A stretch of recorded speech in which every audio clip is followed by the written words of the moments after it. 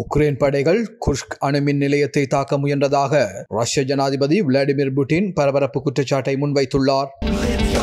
Prime group அறிமுகப்படுத்தும் இலங்கையின் முதலாவது நவீன வீட்டு அபார்ட்மெண்ட் நகரம் கிரிபத்குடையில் 22 மில்லியனிலிருந்து ஆரம்பமாகின்றது. ரஷ்யாவின் குர்ஸ்க் பிராந்தியத்தில் அதிரடியாக ஊடுருவலை முன்னெடுத்துள்ள உக்ரைன் படைகள் அமெரிக்க ஆயுதங்களை பயன்படுத்தி தாக்குதலை நடத்துவதாக குறிப்பிட்டுள்ளார். அமெரிக்கா உட்பட நட்பு நாடுகள் உக்ரைனுக்கு ஆயுதங்களை வழங்கி வந்தாலும் தங்கள் ஆயுதங்களை ரஷ்யாவுக்குள் எவ்வாறு அல்லது எப்போது பயன்படுத்த வேண்டும் என்ற கட்டுப்பாடுகளையும் விதித்துள்ளன. இருப்பினும் உக்ரைன் படைகள் குர்ஸ்க் பிராந்தியத்தில் பல கிராமங்களை கைப்பற்றி முன்னேறி வருவதாகவே தகவல்கள் வெளியாகியுள்ளன. ஆனால் போக்ரோவ்ஸ்க் பகுதியில் ரஷ்யா கடுமையான தாக்குதலை முன்னெடுத்து வருவதுடன் தங்களுக்கு சாதகமாகவே நிலைமை இருப்பதாக அறிவித்துள்ளது.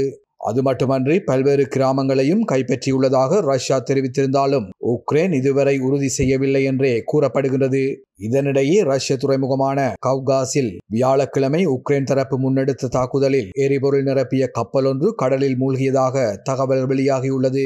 உள்ளூர் அதிகாரிகள் வெளியிட்டுள்ள தகவலின்படி கருங்கடல் பகுதியில் ரஷ்யாவின் மிகப்பெரிய துறைமுகங்களில் ஒன்று கவ்காஷ் என குறிப்பிட்டுள்ளனர். இப்பகுதியிலிருந்து வெளிநாடுகளுக்கு எண்ணெய் ஏற்றுமதி செய்யப்படுவதுடன் ரஷ்யாவால் ஆக்கிரமிக்கப்பட்ட உக்ரைன் பிரதேசமான கிரிமியாவிற்கும் எரிபொருள் அனுப்ப பயன்பட்டு வருகின்றது.